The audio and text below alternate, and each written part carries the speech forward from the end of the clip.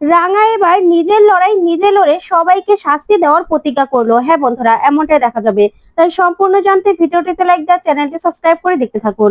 গল্পের শুরুতে দেখা যাবে টিভিতে রাঙা দাদার ইন্টারভিউ দেখে সবাই তো অবাক হয়ে যায়। ওইদিকে রাঙা দাদা বলে, হ্যাঁ, আমার বোন আর আমি শুরু থেকেই এই দলের হয়ে কাজ করছিলাম। রাঙা আমার কথাতেই এতদিন পর্যন্ত অভিনয় করেছে। ওইদিকে পাঞ্চেরি রাঙা দাদার কথা শুনে মাথায় হাত দিয়ে দাঁড়িয়ে থাকে। ওইদিকে একলব্য একলব্য সব কথা শুনে চমকে যায়। ওইদিকে বৃন্দা মনে মনে ভাবে, উৎপলকে দিয়ে এই নকল নকল মানুষটাকে রাঙা দাদা সাজিয়েই পুলিশের হাতে ধরিয়ে দিয়েছে বৃন্দা। আর এবার এমন অবস্থা করবে রাঙার, সেই কথাগুলোই উৎপলকে বলতে থাকে বৃন্দা। তখন বৃন্দা বলে, যারা যারা এই পর্যন্ত আমার বিরুদ্ধে আমাকে আমাকে দমানোর চেষ্টা করেছে না, তাদের তাদের আমি এই অবস্থায় করেছি। তখন তো বৃন্দার এই কথাগুলো ভেবে বৃন্দা খুব খুশি হয়ে যায়। তারপরে বৃন্দা প্রমিতার কাছে যায়, গিয়ে বলে, মা, দেখেছেন, রাঙা এতদিন পর্যন্ত আমাদের সবাইকে বোকা বানিয়েছে, আপনাকে পর্যন্ত বোকা বানিয়েছে। আমরা সবাই রাঙাকে বিশ্বাস করতাম, অথচ দেখুন, রাঙা এখানে থেকে ওর ভাইয়ের সঙ্গে মিলে এসব প্ল্যান করছিল। আমরা তো কিছু জানতেই পারিনি মা, কিছু জানতে পারিনি। অথচ রাঙা কত ভালো নাটক করে, দেখেছেন? রাঙা কিনা ওর ভাইয়ের সঙ্গে মিলে এই দুষ্কৃতির সঙ্গে জড়িত ছিল। আমি তো ভাবতেই পারছি না মা, ভাবতেই পারছি না। রাঙা আমাদের জন্য কতটা ডেঞ্জারাস হয়ে গিয়েছিল, যে দেখেছেন? আপনি তো রাঙাকে খুব বিশ্বাস করেছেন, আমাদের বিরুদ্ধে গিয়েছেন। রাঙার সবকিছু নাটক ছিল মা, রাঙার সবকিছু নাটক ছিল। আপনার ছেলের সঙ্গে পর্যন্ত রাঙাকে বিয়ে দিয়েছেন। অথচ আমার দেওরের দেওরের লাইফটা পুরো শেষ হয়ে গেছে মা। ওর জীবনে ঝুঁকি রয়েছে। না হলে রাঙা বিস্ফোরণের জিনিসপত্র পর্যন্ত আমাদের বাড়িতে রেখেছিল, এটা ভাবা যায়? তখনই পাঞ্চেরি বলে, না না, আমি এসব কিছুতে বিশ্বাস করি না মা। তোমার কি মনে হয় এসব কিছু বিশ্বাস করা যায়? তখন প্রমিতা কাঁদতে থাকে আর বলে, পাঞ্চেরি, এগুলো কি বলছে, কি বলছে এগুলো? তখন পাঞ্চেরি একলব্যর কাছে যায়, গিয়ে বলে, ভাই, আমার কিন্তু একটু বিশ্বাস হচ্ছে না। রাঙা এতদিন পর্যন্ত অভিনয় করেছিল, কারণ এই সবকিছু অভিনয় কোনোদিনও হতে পারে না। রাঙার ওই সরলতা, রাঙা আমাদের প্রতি ভালোবাসা, সেটা কোনোদিনও মিথ্যে হতে পারে না। রাঙা আমাদের জন্য কি না করেছে বল, তোকে বাঁচানোর জন্য রাঙা কি না করেছে। রাঙা আমাদের জন্য অনেক বিপদের মুখে পড়েছে। তুমি আর ভাই রাঙাকে তীরন্দাজ দেখতে চেয়েছো বলে রাঙা নিজের পিঠে তীর সহ্য করেও শয্যাশায়ী হয়ে গেছে, তারপরেও তীর ধনুক খেলেছে মা। এসব কি মিথ্যে হতে পারে? তখনই বৃন্দা বলে, শোনো পাঞ্চেরি, ওরা যে কি পরিমাণ অভিনয় করতে পারে তুমি নিজেও জানো না। ওদেরকে প্রপার ট্রেনিং দেওয়া হয় মানুষের মন জয় করার জন্য। ওরা এরকম ভাবে সূক্ষ্ম ভাবে অভিনয় করবে না যে তুমি কেন, কারো ধরার কোনো রকম কোনো সাধ্য থাকবে না। ওরা মানুষের ভিড়ে বসে থেকেই নিজেদের নাটকের কারণে সবকিছু প্ল্যান করতে থাকে। না হলে একলব্য, তুমি ভেবে দেখো তো, রাঙা রাতের পর রাত কিছু না বলেই বাইরে চলে যেত, আর কিছু বললেই বলতো পুলিশকে সাহায্য করতে গেছে। এমন ধূতে অফিসার ওই সত্যজিৎ সিনহা, তাকে পর্যন্ত রাঙা ঘোল খাইয়ে দিল মা। তুমি ভাবতে পারছো? এখানে বিস্ফোরণের জিনিসপত্র ছিল, আমাদের যে কোনো কিছু হয়ে যেতে পারতো। তখনই একলব্য বলে, আমিও না বুঝতে পারছি না, আমি যাকে নিয়ে আমার জীবনটা সাজানোর চেষ্টা করেছিলাম, যাকে নিয়ে নতুন করে আবার পথ চলবো ভাবছিলাম, সেই আমাকে এভাবে ঠকাবে আমি বুঝতে পারিনি। তখন তো পাঞ্চেরি এই কথা শুনে অবাক হয়। তখন বৃন্দা বলে, শোনো পাঞ্চেরি, এবার আমাদের মিডিয়ার লোকজন ডেকে এটা শিওর করতে হবে যে আমরা এসবের সঙ্গে জড়িত নই, আমরা কিছু জানি না সেটা বলতে হবে। তখন পাঞ্চেরি বলে, আচ্ছা ঠিক আছে, অঙ্কুর আসুক। তারপরেই দেখা যাবে সত্যজিৎ সেখানে আসে আর বলে, হ্যাঁ, এখানে রাঙার একাডেমির লোকজনও আসছে, কারণ রাঙার কাছ থেকে তারা সব মেডেল সার্টিফিকেট সবকিছু কেড়ে নেবে। তখন তো এই কথা শুনে প্রমিতা আরো কান্না ভেঙে পড়ে আর বলে, কি বলছেন আপনি? তখন তো বৃন্দা আরো খুশি হয়ে যায় আর মনে মনে বলে, রাঙা, তোর খ্যাতি, তোর সুনাম দেখ, সব এক নিমেষে শেষ হয়ে গেল সব। এবার এবার তুই কি করবি? ওইদিকে সংগ্রাম পুলিশকে অনুরোধ করতে থাকে রাঙার সঙ্গে দেখা করার জন্য আর বলে, প্লিজ স্যার, আমি 1 মিনিটের জন্য রাঙার সঙ্গে কথা বলতে চাই।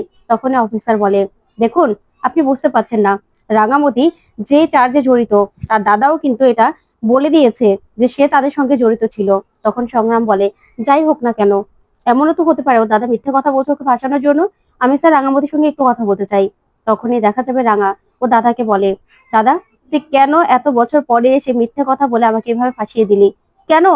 তোকে ছাড়া তো আমাদের নিজের জীবনটা আমরা নিজেরা ঠিক গুছিয়ে নিয়েছিলাম, তাহলে এত বছর পরে কেন তুই আমাদের জীবনে ফিরে এসে তুই এই মিথ্যে ভাবে আমাকে ফাঁসিয়ে দিলি? বল, তোকে কি কেউ জোর করেছে? তোকে কি কেউ শিখিয়ে দিয়েছে? বল না, তার নামটা তাহলে আমাকে বল দাদা। কেউ কি তোকে ইচ্ছে করে আমাকে ফাঁসাতে বলেছে? হ্যাঁ আমি জানি, সত্যজিৎ স্যারের সঙ্গে কাজ করতে করতে আমি অনেক শত্রু বানিয়ে ফেলেছি। হ্যাঁ, তারা হয়তোবা তোকে কাজে লাগিয়েছে আমার বদনাম করার জন্য। তুই শুধু একবার বল, কে করেছে এই কাজটা? কে করেছে বল? কেন তুই আমাকে এভাবে ফাঁসিয়ে দিলি? আমার জীবনটা কেন এভাবে শেষ করে দিলি বল তুই? কেন? কিন্তু রাঙা দাদা কোনো কথাই বলে না। তখনই দেখা যাবে রাঙাকে অফিসার বলে, দেখুন আপনি একদম কোনো বাড়াবাড়ি করবেন না, আপনাকে সত্যজিৎ স্যার কোনো রকম কোনো কথা বলতে বারণ করেছে। তখনই সংগ্রাম বলে, হ্যাঁ রাঙা, তুমি অযথা কথা বলে নিজেকে বিপদে ফেলো না। আমি জানি তোমার সঙ্গে কথা বলাটা আমার দরকার, তুমি অনেক বিপদে আছো, তোমাকে নিশ্চয়ই কেউ ফাঁসিয়েছে, তোমার দাদাকেও নিশ্চয়ই কেউ ফাঁসিয়েছে, কিন্তু একাডেমি থেকেও তোমাদের বাড়িতে লোক যাচ্ছে। তখন রাঙা বলে, কেন? তখন সংগ্রাম বলে, তোমার কাছ থেকে সব সার্টিফিকেট, মেডেল, সবকিছু সবকিছু তারা কেড়ে নেবে, তারা নিয়ে নেবে সবকিছু। তার জন্যই তারা তোমাদের বাড়িতে যাচ্ছে, তোমার শ্বশুর বাড়িতে। তখন রাঙা চিৎকার করে কাঁদতে থাকে আর বলে, কি বলছিস তুই সংগ্রাম স্যার? এত কষ্ট করে আমি এই সার্টিফিকেট, মেডেল সবকিছু অর্জন করেছি, আর এই সবকিছু আমার কাছ থেকে কেড়ে নেওয়া হবে? তখন সংগ্রাম বলে, আমি জানি রাঙা, তোমার খুব কষ্ট হবে, কিন্তু এটাই সত্যি। তখন তো রাঙা চিৎকার করে কাঁদতে থাকে আর বলে, আমার জীবনটা পুরো শেষ হয়ে গেল, শেষ করে দিল আমার জীবনটা। তখন সংগ্রাম বলে, রাঙা তুমি ধৈর্য ধরো, আমি জানি এই লড়াইটা শুধুমাত্র তোমার, কিন্তু এই লড়াইয়ে আমি তোমার পাশে আছি। আমি তোমাকে বললাম সব সময় আমি তোমাকে হেল্প করব, যারাই বা যারাই তোমাকে ফাঁসানোর চেষ্টা করুক না কেন, আমি তোমার পাশে আছি। ওইদিকে দেখা যাবে একলব্য রাঙার সব শাড়ি সবকিছু ছুঁড়ে ফেলতে থাকে আর কাঁদতে থাকে। তারপরে রাঙা আর একলব্যর ছবিটা নিয়ে ছুঁড়ে ফেলে। তখন তো অঙ্কুর আর পাঞ্চেরির পায়ের সামনে গিয়ে পড়ে সেই ছবিটা। তখন পাঞ্চেরি বলে, ভাই তুই এটা কি করছিস? তুই রাঙাকে অবিশ্বাস করছিস? তখনই একলব্য বলে, শোন দিদি, তুই আমাকে একদম বোঝানোর চেষ্টা করবি না, একদম না। রাঙা আমাকে ঠকিয়েছে, ও আমাকে ঠকিয়েছে, আর না হলে এসব জিনিসপত্র আমাদের ঘরে কি করে আসলো? তখন পাঞ্চেরি বলে, আচ্ছা ভাই, এসব জিনিসপত্র এখানে অন্য কেউ তো রাখতে পারে। তখন একলব্য বলে, কে রাখবে? কে রাখবে? আর ওর দাদা সবকিছু সবকিছু মিডিয়ার সামনে স্বীকার করেছে। তখন পাঞ্চেরি বলে, কেন? ও দাদা মিথ্যে কথা বলতে পারে না ওকে ফাঁসানোর জন্য? ওর দাদাকে দিয়েও তো কেউ মিথ্যে বলাতে পারে? পারে না। তখন একলব্য বলে, শোন দিদি ভাই, এগুলো আমি বিশ্বাস করি না, কারণ আমার ঘরে এসব কিছু আসবে কি করে? বিস্ফোরণের জিনিসপত্র আমার ঘর থেকে পুলিশ উদ্ধার করেছে। তখন পাঞ্চেরি বলে, শোন ভাই, তুই যাকে বিশ্বাস করিস না কেন, আমি কাউকে বিশ্বাস করি না, কেউ ইচ্ছে করে আমাদের ঘরে এগুলো রেখেছে। তখন তো বৃন্দা সব কথা আড়াল থেকে শুনতে থাকে। তখন একলব্য বলে, আহিরি, আহিরি তো জেলে, ও কি করে আসবার বড় বৌদি? তার তো দমই নেই, তার কথা বললে আমি কোনোদিনও বিশ্বাস করব না। তখন তো পাঞ্চের এই কথা শুনে অবাক হয়। ওইদিকে বৃন্দা খুব খুশি হয়ে যায় আর মনে মনে বলে, এই তো, আমি তো এটাই চেয়েছিলাম যে একলব্য আমাকে বিশ্বাস করুক। আমি এমন ভাবে সব প্ল্যানটা করেছি না একলব্য, যে তোমার আর রাঙার পথ চলা এখানেই শেষ। আর তোমরা এ বাড়ি থেকে আমাকে বের করে দিয়েছিলে না ঘাট ধাক্কা দিয়ে, এই জন্যই তো আমি তো আমার পথ বেছেই নিয়েছি। আমি তো স্যামের কাছে চলে যাব, কিন্তু তার আগে তোমাদের এই বাড়িটাকে কি করে আমি ধ্বংস করে দিই তুমি শুধু দেখো, দেখো তোমরা। ওইদিকে অঙ্কুর একলব্যকে বলে, শোনো একলব্য, তদন্ত এখনো বাকি আছে, যা হওয়ার তদন্ত হয়ে হবে, বিচার হবে। তুমি না তার আগে প্লিজ তোমার মুখটা বন্ধ রাখো, কিছু বলো না। তারপর অঙ্কুর পাঞ্চেরিকে বলে, শোনো পাঞ্চেরি, একলব্যের সঙ্গে কথা বলে না কোনো লাভ নেই, লাভ নেই। তখনই পাঞ্চেরি একলব্যকে বলে, শোন ভাই, তুই না তুই নিজে একটু সামলা, তুই একটু শান্ত হ, তুই একটু একটু মাথাটা ঠান্ডা করে ভাব। ওইদিকে রাঙা বলে, আমি আমি ঠিক বুঝতে পারছি, কেউ আমাকে বাড়ি থেকে বের করার জন্য, আমাকে এই জেলটাতে রাখার জন্য এই কাজগুলো করেছে, তাই তো? যে বা যারা আমাকে ফাঁসিয়েছে না, এবার এই রাঙামতির তীরের ডগায় সবাইকে আসতে হবে। আমি তোকে বলছি, যে বা যারা আমাকে এইভাবে এইভাবে ফাঁসিয়েছে, আমাকে আমাকে এইভাবে সবার কাছে ছোট করেছে, আমার সম্মান সবকিছু শেষ করে দিয়েছে না, তাদেরকে আমি একদিন আমার তীরের সামনে দাঁড় করাবো, আর সবাইকে এই রাঙামতি শাস্তি দেবে। এই রাঙামতির এটা ওয়াদা।